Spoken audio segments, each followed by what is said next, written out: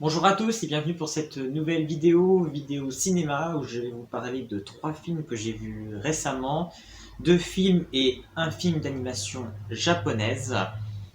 Dans l'ensemble, c'était 2 bons films et l'animation japonaise, j'ai eu un peu plus de mal, mais plus de petites retenues sur ce film d'animation. Je vous dirai du coup en fin de vidéo quand je vous parlerai de ce film, ce qui m'a un peu euh, chagriné sur ce dessin animé. Mais sinon, voilà, c'était quand même des très très bonnes choses que j'ai vues. Donc on se retrouve tout de suite après le générique pour que je vous parle de ces films.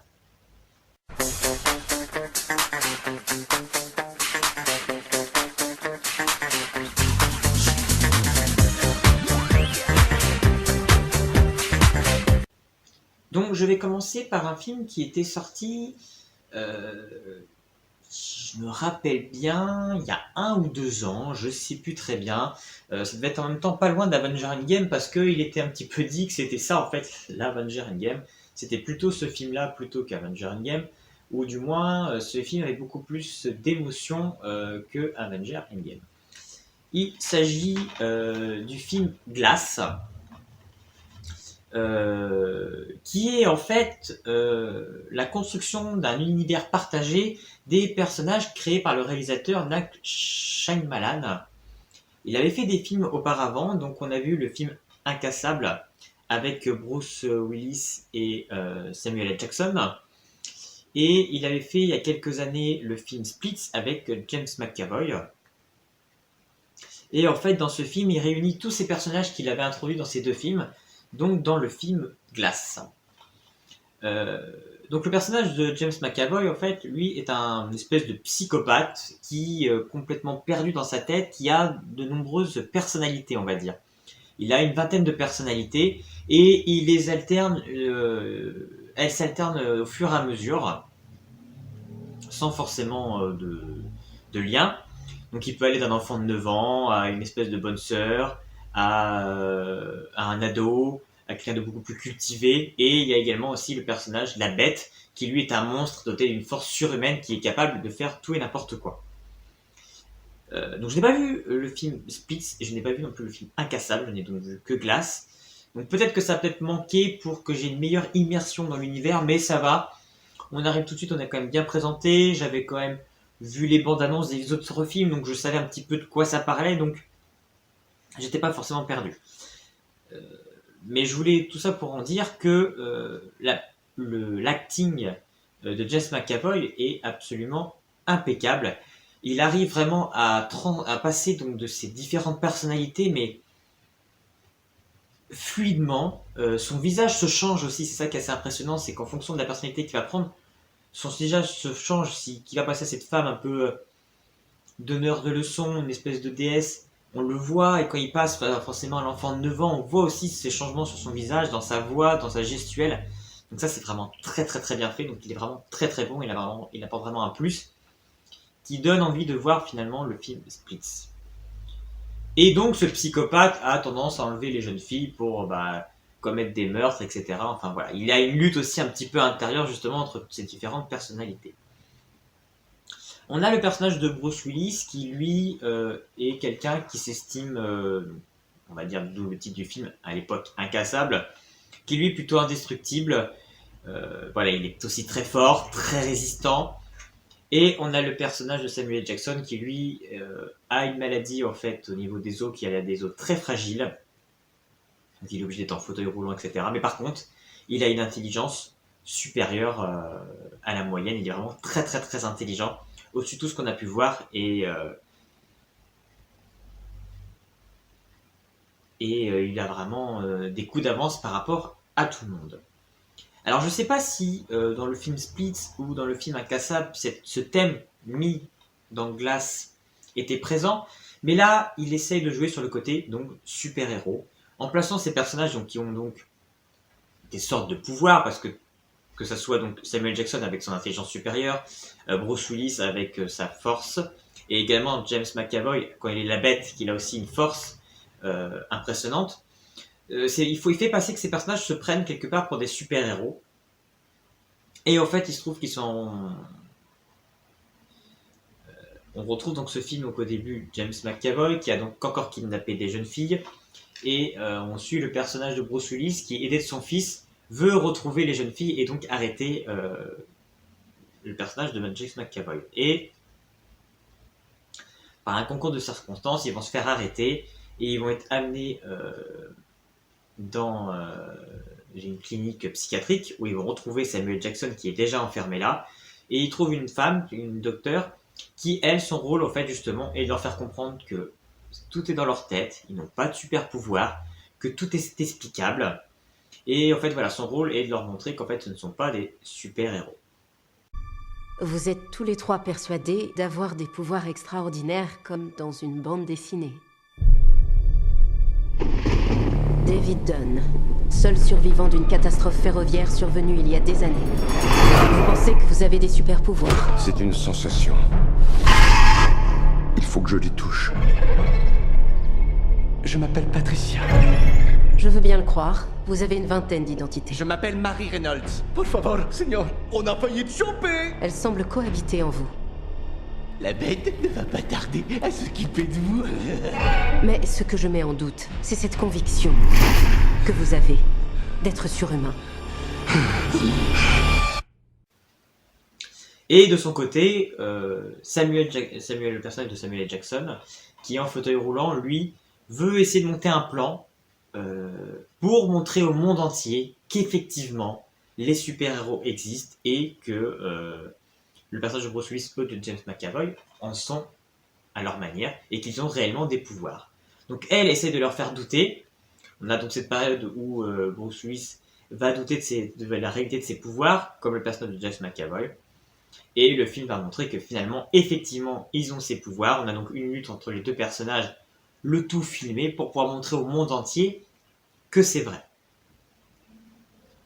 Et là, il y a plusieurs switches dans le film, des retournements de situation. On se rend compte que finalement, il y a aussi des organisations secrètes, que tout ça va beaucoup plus loin. Et on a un twist final absolument incroyable. Je ne vais pas spoiler le film, mais moi, ça m'a complètement bluffé parce que je ne m'attendais pas du tout à cette tournure-là pour le film. Et ce qui m'a redonné vraiment d'avoir apprécié ce film. Parce que, voilà, le début était vraiment très intéressant. Donc, on resitue les personnages.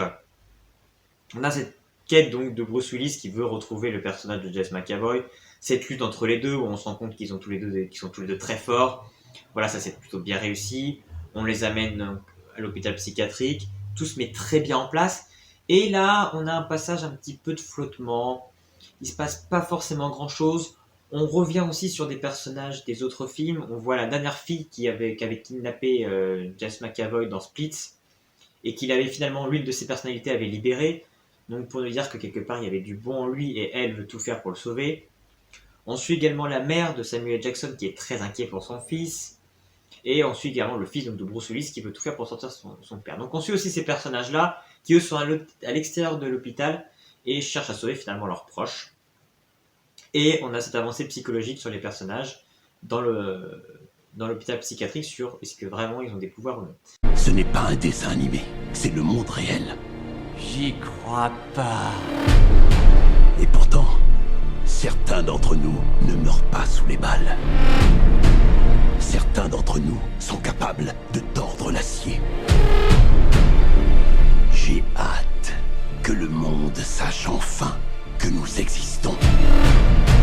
Puis-je rencontrer la bête? J'espère pour toi qu'il va t'accepter. J'ai l'impression que les vilains sont en train de s'unir.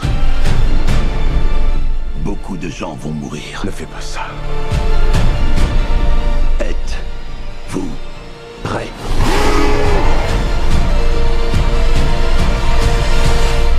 Et c'est vrai que tout ce passage-là est un petit peu long et on a tendance finalement à quitter le film. Je vais pas dire à s'endormir, mais c'est vrai qu'il y a un moment de flottement. Et il y a même un moment donné, je n'arrivais même plus à voir forcément où le film voulait aller. Et voilà, mais même tout vers la fin, tout est vraiment un contresens. Et je me suis dit, je vais être en train de regarder le film, ouais, d'accord. Et puis il y a ces 10 minutes de pure révélation, de pur retournement de situation, de pur switch, qui rend juste en fait la chose encore plus magistrale, plus grande, plus grandiose, et qui fait comprendre l'ensemble du film, qui rend l'ensemble tout cohérent. et qui en fait pour moi en fait un très bon film grâce à ce final qui en fait justifie tout. Et, euh, et on est vraiment sur quelque chose en fait de complètement différent de tout ce qu'on peut voir dans les films de super-héros, de ce qu'on peut voir dans ce qui fait actuellement aussi au cinéma. Je trouve que voilà, pour moi là, Night Shyamalan a vraiment fait un très très bon film. J'avais vu quelques films de ce réalisateur et c'était souvent un petit peu en deçà. Voilà, il avait fait un bon film à l'époque et je trouve que là, il avait du mal à revenir au niveau. Et là, pour moi, c'était vraiment réussi.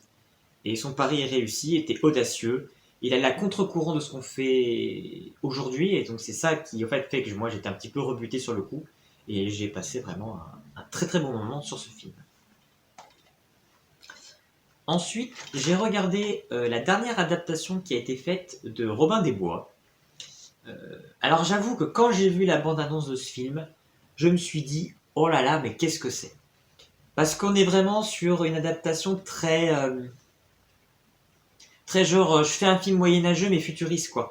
Parce que voilà, on voyait qu'il tirait 10 000 flèches à la seconde, les ennemis avaient des espèces de basilic, mais arbalète qui tire aussi des grosses flèches mais super rapidement. Leur tenue faisait assez aussi moderne avec des espèces de vestes un peu en cuir et tout. Voilà, c'était une adaptation avec un parti pris puis moi je trouvais que tout explosait un peu trop. Je fais oh là là, c'est vraiment pour faire un blockbuster, ça va être du grand spectacle. Ça va pas le faire. Mais j'avoue, le casting m'intéressait parce qu'il y avait dans le rôle de Robin des Bois, c'était Taron Egerton qui, pour moi, est un acteur montant aujourd'hui d'Hollywood. On le voit vraiment dans des films où il apporte vraiment quelque chose. On a pu le voir dans Kingsman, c'est vraiment, il apporte quelque chose à ses films. Il a fait également l'adaptation de La vie d'Elton John, où là aussi c'est un film quand même, parce que voilà, il fait beaucoup de films un peu dans l'action fantastique, et là il est dans un tout autre registre. Et de ce que j'ai pu comprendre, il était très bon, donc c'était vraiment quelqu'un qui est en train de monter à Hollywood. Donc je me suis dit, j'étais intrigué, je trouvais qu'il pouvait coller au rôle de Robin des Bois, et j'avais envie quand même de voir ce film. Il y avait quand même aussi Jamie Foxx. Il y a aussi le méchant, c'est celui aussi qui était le méchant dans Star Wars Rogue One, que je trouvais l'un des meilleurs Star Wars que je trouve qui a été fait récemment.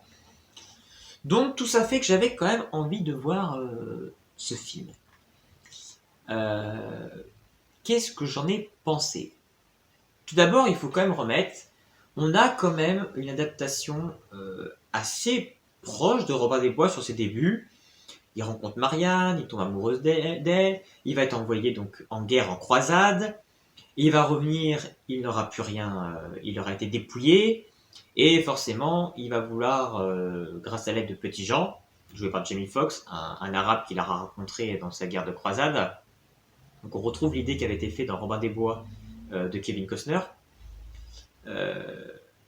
Et il va forcément devenir le voleur qui vole aux riches pour redonner aux pauvres. Parce que forcément, Nottingham a décidé de dépouiller complètement ses habitants de leur richesse sur la raison de financer la guerre, la croisade du roi. Donc jusque-là, ça se tenait assez bien. On retrouve Marianne. On se rend compte que finalement, elle n'a pas de lien avec Nottingham. Mais j'ai compris finalement pourquoi après. J'expliquerai après.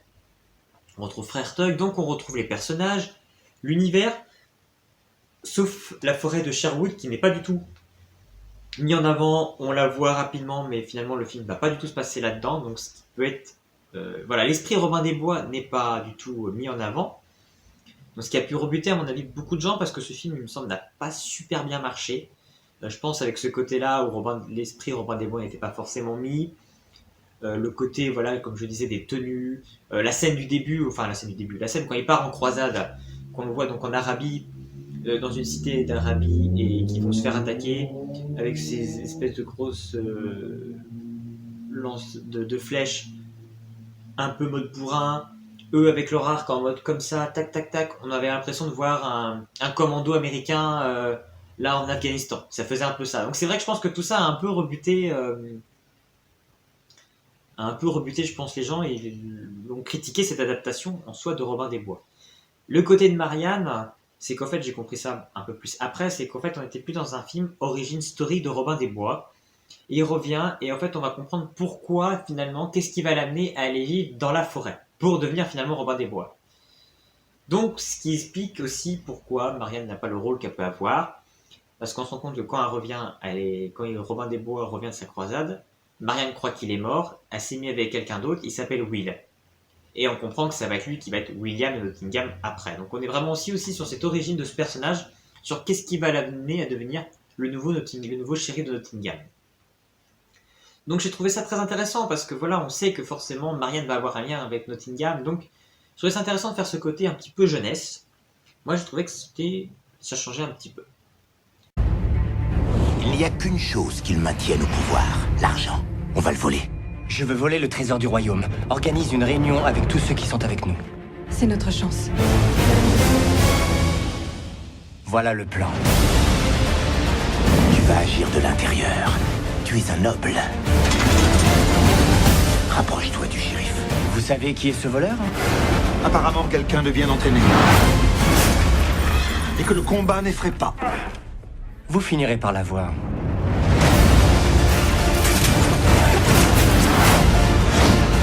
Notre plan fonctionne. Il va mordre à la pince. Je vais leur rappeler qu'ils ne sont pas le peuple, mais qu'ils sont mes sujets. C'est du suicide. Ne voyez-vous pas ce que vous faites? Vous êtes un modèle pour le peuple. Néanmoins, outre tout ça, moi j'ai voulu voir le film un peu différemment. Effectivement, si on prend le film adaptation de Robin des Bois, je comprends que les gens les aient pas aimés, même si pour moi, voilà, c'est vrai que le film de Kevin Costner reste pour moi le meilleur Robin des Bois qui a pu être fait. Pour moi, honnêtement, je préfère même ce Robin des Bois à celui qui avait été fait avec Russell Crowe, parce que pour moi, celui avec Russell Crowe ne collait pas du tout à l'ambiance Robin des Bois. Ce film a été critiqué, mais je trouve que le film de Russell Crowe est encore pire. On a voulu faire passer Robin des Bois pour un barbare. Et pour moi, on n'avait plus du tout l'esprit de Robin des Bois. Mais au-delà de ça, c'est que moi j'ai voulu voir ce film comme une adaptation très contemporaine de Robin des Bois et dans un mode un petit peu allez, je vais dire une marvelisation un petit peu du film. On va faire Robin des Bois une sorte de super-héros. Et c'est pour ça que je dis qu'on est sur un film origin story d'un super-héros. Et c'est pour ça qu'en fait, si on voit le film dans ce sens-là, en fait le film devient génial. Parce que voilà, effectivement, on est dans un sorte de Robin des Bois qui va réussir à faire des super galipettes. Les ralentis sont critiqués, moi j'ai trouvé que ça apporte quelque chose au film. On est dans un jeu où on envoie des flèches très rapidement, il y a des armements un petit peu futuristes, on est dans quelque chose d'un peu plus, comme je dis, un peu futuriste, contemporain, je trouve ça intéressant, ça colle. J'ai l'impression de voir un film finalement de l'archévert limite de comics. Et moi j'ai trouvé ça très bien, je trouve qu'on voyait quand même tous les personnages. Il y avait un petit côté aussi à la Batman, parce que finalement Robin des Bois va revenir, il va faire en fait limite, il va avoir une double identité. Quand il va t'habiller en Robin des Bois, il aura une cagoule et il va être masqué. On va même l'appeler l'homme masqué au début. On va pas l'appeler Robin des Bois, ça va être l'homme masqué parce qu'en fait il va jouer un double jeu. Il va y avoir Robin de Locksley, cet homme qui revient de croisade, qui est riche, qui va vouloir aider le shérif de Nottingham et se rapprocher de lui pour savoir où il cache son or et donc snobber la population, comme pouvait le faire Batman avec son rôle de Bruce Wayne, qui joue ce rôle de milliardaire Jean foutiste et qui à côté est Batman. Et là c'était pareil, à côté de ce rôle de Robin de Locksley qui va mettre tous ses amis à dos pour aller au bout de son plan pour se venger et réussir à voler la fortune de Nottingham, parce qu'il va découvrir que Nottingham finalement ne prend pas l'argent pour aider à la croisade, en fait il est contre le roi. Donc il va prendre ça au fur et à mesure en jouant justement ce double jeu, et à côté de ça, il joue le rôle de l'homme masqué qui distribue de l'argent. Donc c'est pour ça que je dis qu'on est vraiment dans une idée d'un film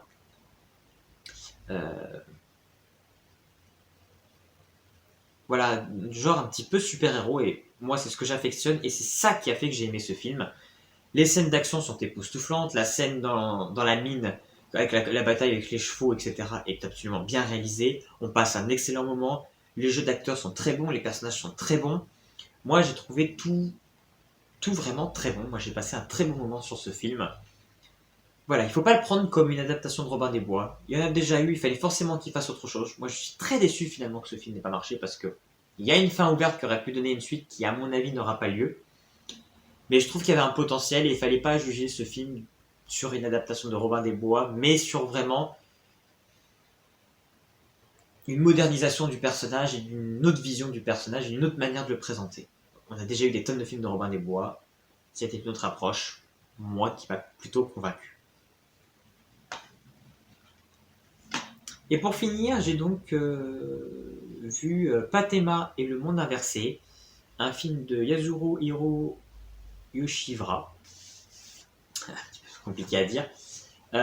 Donc c'est un film japonais, d'animation japonaise. Et pour la petite histoire, avant de rentrer vraiment sur l'histoire de ce film, j'ai vu Unsendon comme film il y a quelques années et j'avais beaucoup aimé ce film sur l'idée d'un monde en bas et d'un monde parallèle qui est au-dessus, qui leur fait écho.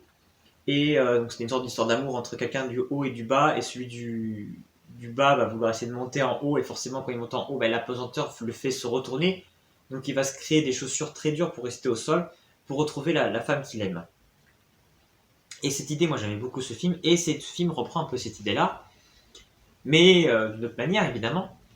On a donc les mondes de souterrain, et au-dessus finalement un monde à l'extérieur, un peu comme le nôtre, qui voue une haine au monde du souterrain, ce qu'on comprend, mais ils essaient de cacher leur existence, de la même manière que ceux du souterrain essaient de cacher ce qui se passe au-dessus. Et les deux mondes en fait se regardent. Et il va se trouver que l'héroïne qu'on va suivre, donc Pathéma, va être est une espèce d'aventurier, elle veut découvrir le monde. Elle avait un mentor, Lagos, qui a disparu parce qu'il allait justement au-dessus, qui lui ramenait des photos, et elle a voulu absolument découvrir cet autre monde. Et elle va être transportée du coup au-dessus, et donc quand elle arrive dans cet autre monde au-dessus, elle, du coup, forcément, elle se met la tête en bas, les pieds en l'air, elle va s'envoler. Et il y a un garçon elle va rencontrer un garçon de l'autre côté qui va réussir à Edge, qui est un jeune lycéen, qui va réussir à la sauver, qui va l'attraper. Pour la maintenir au sol, ils vont se créer une sorte d'équilibre tous les deux en se tenant, comme on le voit sur l'image du film. Et ils arrivent finalement limite à voler ou à faire des grands sauts. Parce que voilà, il y a cette espèce de contraste d'apesanteur entre les deux mondes. Et Edge va se lier d'amitié avec Pathéma, mais Pathéma va être arrêté par la police du monde de Edge, parce que eux, ils vouent une haine envers le sous-sol, envers ses inversés. Il va absolument les éradiquer, et il va absolument contrôler son peuple. On a une sorte de dictature, et il va absolument pas qu'ils sachent que la vérité sur leur univers, sur leur monde. Et donc, une fois que Pathéma va être enfermé, Edge, lui, va partir dans les souterrains pour retrouver les amis de Pathéma pour qu'ils l'aident à la sauver. Donc voilà un petit peu le pitch du film.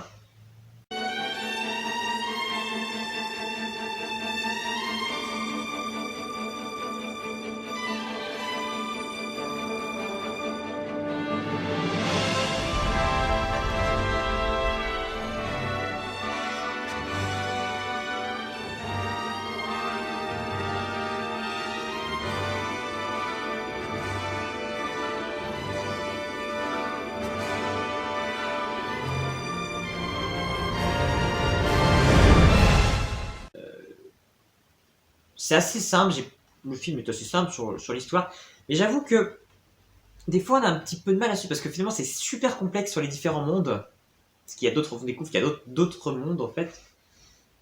C'est plutôt, et tout est super bien trouvé, c'est plutôt bien pensé, hein. Mais c'est vrai que des fois, on est en train de réfléchir, ah oui alors du coup lui il est au-dessus, donc forcément c'est normal que lui il ait plutôt tendance à tomber, qu'elle a plutôt tendance à s'envoler parce que là elle est dans l'autre monde.